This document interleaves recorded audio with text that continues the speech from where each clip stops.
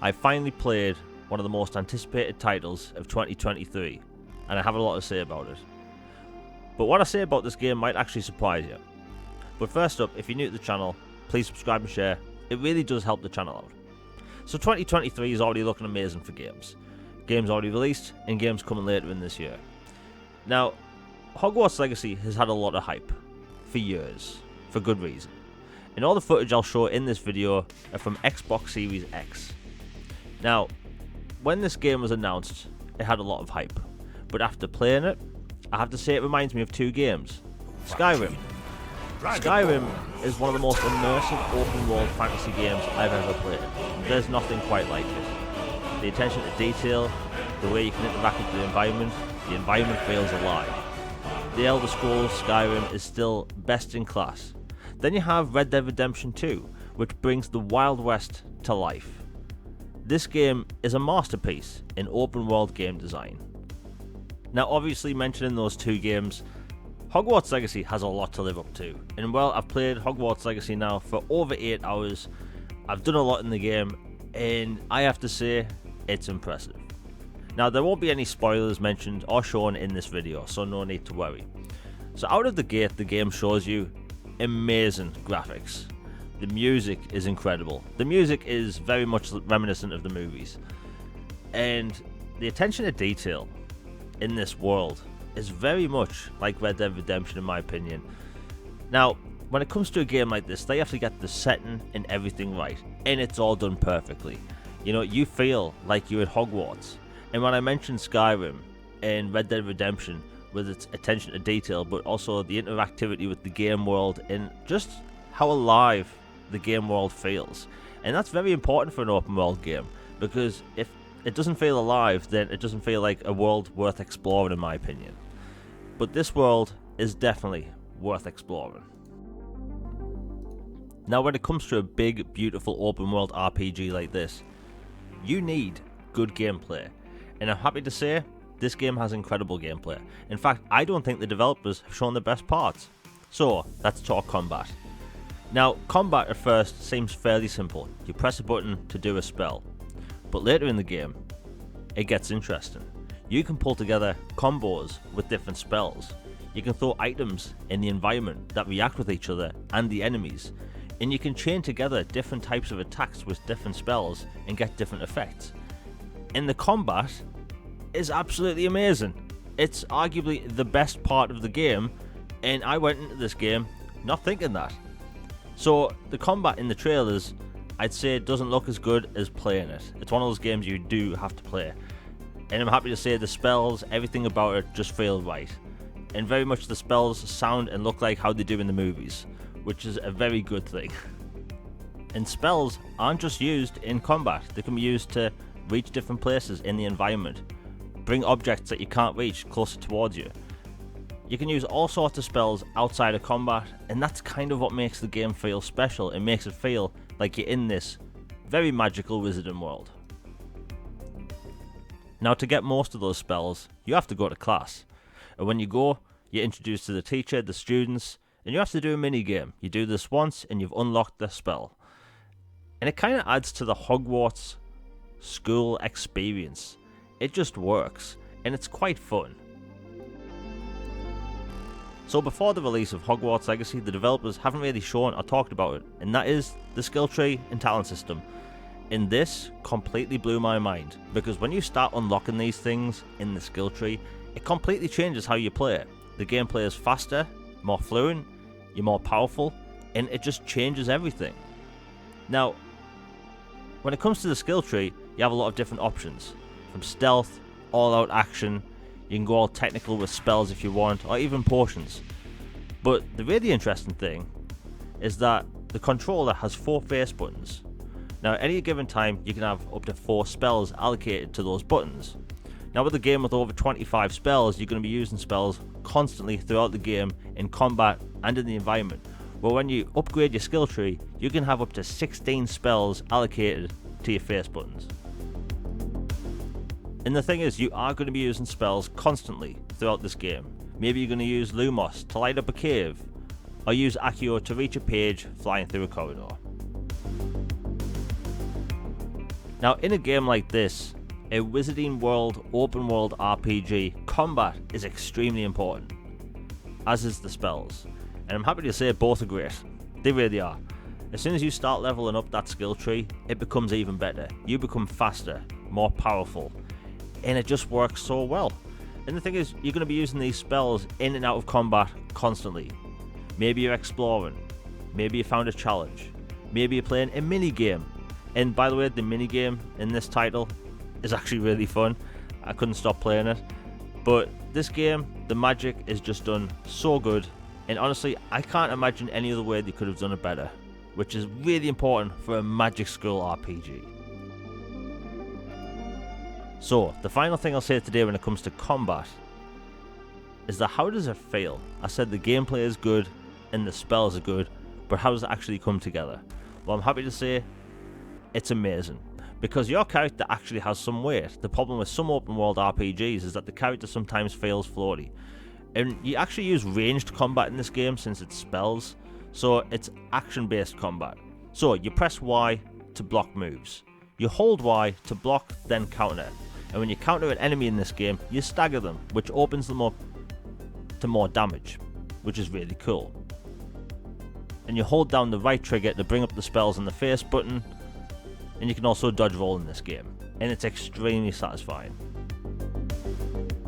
So with this being an open world RPG set in the Wizarding World, exploration is extremely important.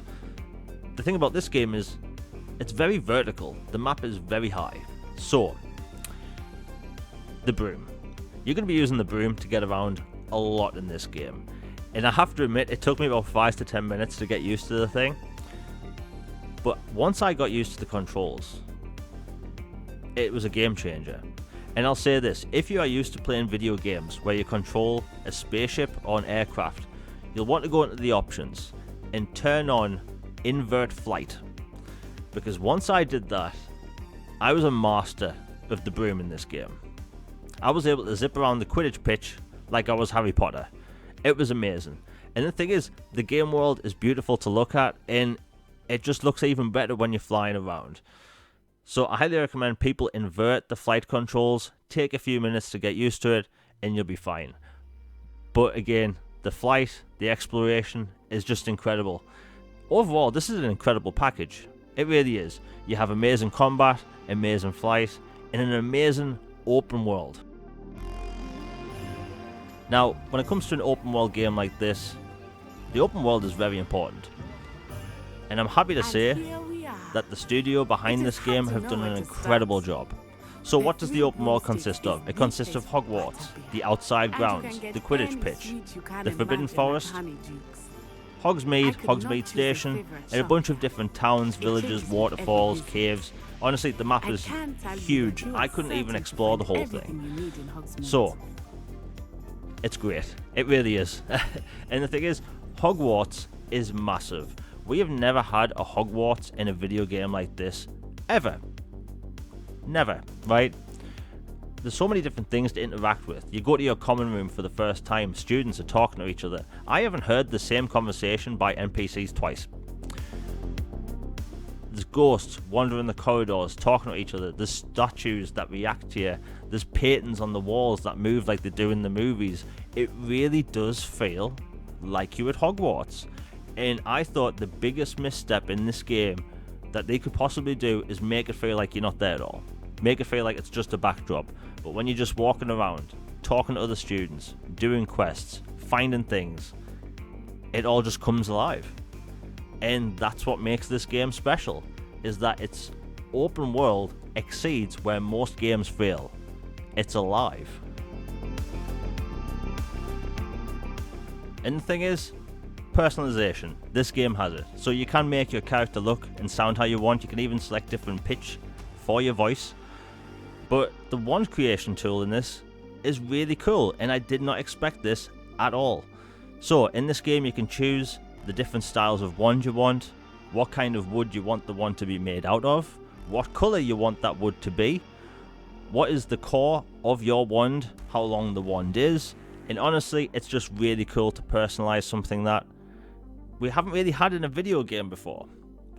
Honestly, this is the best Wizarding World game to date. It really is. And the thing is, you're going to be doing a lot in this game what you see in the movies, reading the books. So you're getting your personalised wand for the first time. You're at school learning brand new potions, and you do these little mini games to make the potions, and it's just really well done. There's been a lot of heart put into this game, and you can tell just by playing it. The cutscenes are well done, the gameplay is great, the graphics have to be, in my opinion, some of the best this generation. Beautiful graphics with a lot of detail, and I just love it. Now, I haven't mentioned story, and that's because it's very spoilerific. So I'll say this, I think the story so far is great. It really is. Just try and avoid spoilers online. What the team have made is special. This is their breakout title in the AAA space. It really is. Avalanche have made many different games in the past, but they've always been smaller titles. But what they've made here is something special. Something we've never seen like this before in the open world RPG space. Because we get RPGs all the time, but not like this. There's fantasy RPGs releasing every week, but this game is different. This is a AAA RPG set in the 1800s in a wizarding school, and we've never really had anything ever like this before. So while it does combine elements of Skyrim, The Witcher, and Red Dead Redemption, it truly is its own beast. Now, normally when we see games years in advance, people expect the game to look different at release and perform bad. And I'm happy to say that the game looks better than what we've seen for years, and the performance has been great. But I just can't get over how good this game looks. It's one of the best looking games I've ever played. Now, I have been playing on Xbox Series X on graphics mode, because honestly it's just too good, but it has been performing great at 60 FPS mode as well. Now, I've been asked this one specific question a lot over the past year and a half. Do you have to be a Potter fan to play this game? And the answer is no. This game actually appeals to a bunch of different demographics. It appeals to gamers that are Potter fans. It appeals to gamers that aren't Potter fans because it's set 100 years before the first book or first film, and everything is explained to you. It also appeals to Potter fans that aren't gamers. This game's going to be absolutely massive. I've been saying for a long time this is going to be one of the biggest games of the year when it's released, and so far it's tracking to do really well. Now, I think a lot of people are really going to enjoy this RPG, and I'm not just saying it, it's a magical game. It really is, and I think everyone's going to have fun with it. Anyway, that's it for today's video. If you've enjoyed it, please hit like, share and subscribe. Hit that bell for notifications, you'll be notified for my next video. All Things Xbox podcast is on Tuesdays, where we talk about everything Xbox. Now, I've really been getting back to weekly content, and I've been proving that. And when it comes to games like this and other big titles, I will be covering them, as well as Xbox. And I have a lot of videos in the pipeline at the minute. And anyway, I have a lot of things coming this year, a lot of really cool surprises. But that's it for today's video. Anyway, I hope everyone has a good day. I'm out. Peace.